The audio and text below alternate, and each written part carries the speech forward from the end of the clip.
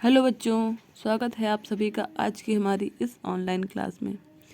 बच्चों, आज हम आपके लिए लेके आए हैं आपकी संस्कृत की पाठ्य पुस्तक संस्कृत निर्झरम का चैप्टर 10 यानी कि 10वां पाठा मम विद्यालय, जिसका नाम है मम विद्यालय। मम मतलब मेरा, विद्यालय मतलब विद्यालय या स्कूल। ठीक है, तो आप लोग अपनी किताब खोल लीजिए, उसका चैप्टर 10, और एक पेंसिल ले लीजिए। ठीक है, क्योंकि इस चैप्टर में हम इसका हिंदी अनुवाद पढ़ेंगे। ये देखिए, आपके सामने ये विद्यालय की इमेज है। ये है मेरा और आपका विद्यालय। ठीक है, जो बच्चे हैं ये उनका विद्यालय है, लेकिन विद्यालय सभी के लगभग समान होते हैं, तो ऐसा ही होगा आपका विद्यालय। चलिए, आपकी परीक्षा में इस चैप्टर का हिंदी अनुवाद और इसकी एक्सरसाइज भी आती है, तो यहाँ पे हम लोग इसका हिंदी अनुवाद पढ़ेंगे अभी। तो हिंदी अनुवाद के लिए एक आपको दे देंगे, पैराग्राफ दे देंगे और उसका संदर्भ सहित हिंदी अनुवाद करने के लिए आएगा। तो आप अगर इस चैप्टर से आता है तो आप उसका पहले संकेत डालेंगे। ठीक है, हमने आपको बता रखा है संकेत में आप जो पैराग्राफ दिया गया है, पूछा गया है, उसका पहला और उसका लास्ट वर्ड, मतलब बीच का नहीं लिखते हैं, डॉट डॉट डॉट कर देते हैं, डैश डैश। ठीक, लास्ट वर्ड लिख देते हैं। फिर उसके बाद आप हेडिंग डालते हैं संदर्भ की। तो संदर्भ में पता है आपको क्या लिखते हैं आप लोग, चैप्टर का नाम और अपनी पाठ्य पुस्तक का नाम। तो यहाँ पे संदर्भ क्या लिखेंगे, प्रस्तुत गद्यांश। ये गद्य है। ठीक है, अगर श्लोक होता तो श्लोक लिखते, लेकिन ये गद्य है। ठीक है, प्रस्तुत गद्यांश हमारी पाठ्य पुस्तक संस्कृत निर्झरम के मम विद्यालय नामक पाठ से लिया गया है। ठीक है, चलिए ये लिख दिया। अब बारी आती है हिंदी अनुवाद की। हेडिंग पड़ेगी आपकी हिंदी अनुवाद। ठीक है, तो अभी हम आपको बता रहे हैं इसका हिंदी अनुवाद, वैसे ही आपको परीक्षा में लिखना होगा। ठीक है, एषः मम विद्यालयः अस्ति। एषः यह, मम मेरा, विद्यालय विद्यालय, अस्ति है यह मेरा विद्यालय है या फिर यह मेरा स्कूल है। अस्य भवनस्य शोभा दर्शनीया अस्ति। अस्य, इस, भवनस्य, भवन की, इसके, भवन की, शोभा, सुंदरता, दर्शनीय, दर्शनीय यानी कि देखने योग्य, अस्ति है, इसके भवन की शोभा देखने योग्य है। अहम अत्र पठामि। अहम मैं, अत्र यहाँ, पठामि पढ़ता हूँ, मैं यहाँ पढ़ता हूँ, मैं यहाँ पढ़ता हूँ। ठीक है, अत्र इद्धम विशालम क्रीड़ा क्षेत्रम अस्ति।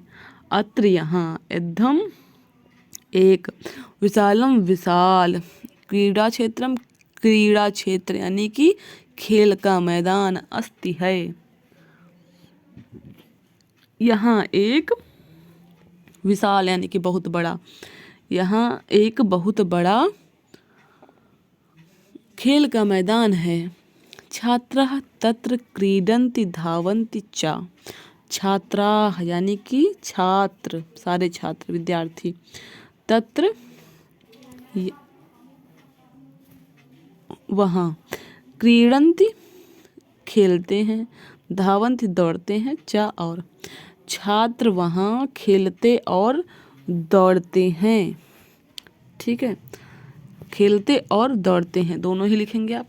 क्रीडन्ति धावन्ति च है। ठीक है, अत्र सभा भवनम अपि अस्ति। अत्र यहाँ, सभा भवनम सभा भवन, अपि भी, अस्ति है, यहाँ सभा भवन भी है। छात्रा, सभा भवन जहाँ पे सभाएं आयोजित की जाती हैं उसको कहते हैं। ठीक है, छात्राः तत्र नटन्ति। छात्राः यानी कि छात्र, तत्र वहाँ, नटन्ति नाटक करते हैं, छात्र वहाँ नाटक करते हैं। जहाँ पे सारे विद्यालय के जो प्रोग्राम्स होते हैं ना, वही बात कर रहे हैं कि सभा भवन भी है, छात्र वहाँ नाटक करते हैं। अस्य विद्यालयस्य सर्वे शिक्षकाः विद्वांसः सन्ति। अस्य, इस, विद्यालयस्य, विद्यालय के, सर्वे सभी, शिक्षका शिक्षक, विद्वांसः विद्वान, सन्ति हैं। ठीक है, सारे शिक्षक की बात हो रही है इसीलिए सन्ति प्रयोग हुआ है, हैं। ठीक है, अस्य विद्यालय से, इस विद्यालय के सभी शिक्षक, सभी अध्यापक विद्वान हैं। तथापि ते अहंकारम कदापि न कुर्वन्ति, तथापि फिर भी ते वे अहंकारम, अहंकार यानी कि घमंड, कदापि कभी भी ना नहीं कुर्वन्ति करते हैं, फिर भी वे कभी घमंड नहीं करते हैं।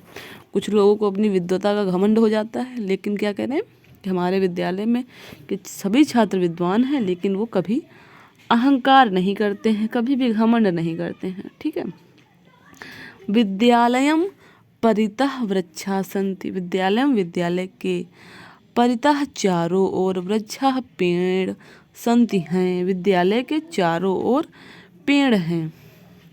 विद्यालयस्य पृष्ठे एकः तरणतालः अस्ति, विद्यालयस्य, विद्यालय के, पृष्ठे पीछे, एकः एक, तरणतालः, तरणताल ही लिखेंगे आप या तैरने का तालाब लिखेंगे, इसमें स्विमिंग पूल इंग्लिश में बोलते हैं और हिंदी में तैरने वाला तालाब, तरणताल दोनों ही लिख सकते हैं आप। ठीक है, विद्यालय के पीछे एक तरणताल है या तैरने का तालाब है। ठीक है, वयम तत्र प्रायशः तरामः, प्रायशः मतलब कभी कभी, प्रायः।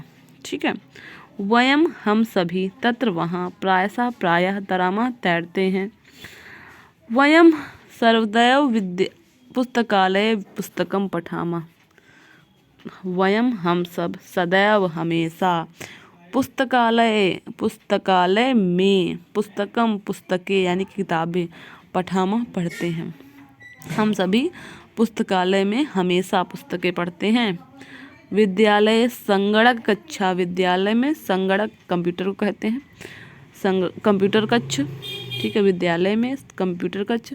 संगीत कक्ष, संगीत कक्ष जिसमें संगीत वंगीत, नाटक और नृत्य वगैरह सिखाया जाता है तो संगीत कक्ष। ठीक है, विद्यालय में कंप्यूटर रूम, कंप्यूटर कक्ष, संगीत कक्ष, कला कक्ष, चा और सन्ति है। विद्यालय में कंप्यूटर कक्ष, संगीत कक्ष और कला कक्ष है। वयम अत्र पठामः, क्रीडामः, प्रसन्ना च भवामः, वयम हम सब, अत्र यहाँ, पठामः पढ़ते हैं, क्रीडामः खेलते हैं, प्रसन्ना प्रसन्न होते हैं, चा और भवामः होते हैं। ठीक है, हम सब यहाँ पढ़ते, खेलते और प्रसन्न होते हैं। ठीक है, क्या होगा इसका, हम सब यहाँ पढ़ते, खेलते और प्रसन्न होते हैं। तो चा, जो चा है आपका, जहाँ भी जिस शब्द के पीछे लगा हो उसी के आगे और लगता है। ठीक है, चा का अर्थ और होता है, लेकिन ये और इस हिंदी में जब होता है तो ये अंतिम, जो एक जैसे वर्ड होते हैं उसमें अंतिम वर्ड के पहले लगता है, लेकिन संस्कृत में ये पीछे लगता है। ठीक है, अंत में। तो इसका क्या होगा, हम सब यहाँ पढ़ते, खेलते और प्रसन्न होते हैं। तो बच्चों ये था आपका चैप्टर 10 मम विद्यालय। ठीक है, आशा है कि आप लोगों को ये चैप्टर अच्छे समझ में आ गया होगा। अगर आपको कहीं भी कोई क्वेरी है, कुछ भी समझ में नहीं आता है इस टॉपिक से रिलेटेड या किसी और टॉपिक से रिलेटेड, तो आप हमको कमेंट बॉक्स में कमेंट करके पूछ सकते हैं या आप मेरे व्हाट्सएप पे भी पूछ सकते हैं, जो भी आपको पूछना है। ठीक है, बस आप लोग पढ़ाई करते रहिए और अच्छे से अपने एग्ज़ाम की तैयारी करिए। अगर आपको ये वीडियो मेरा पसंद आया है तो इसको आप लाइक करिए और अपने और क्लासमेट्स जो आपके हैं, आपकी क्लास में बहुत सारे बच्चे हैं, तो उनके साथ इसको शेयर करिए। ठीक है, चलिए मिलते हैं अपने अगले वीडियो में, तब तक के लिए बाय बाय।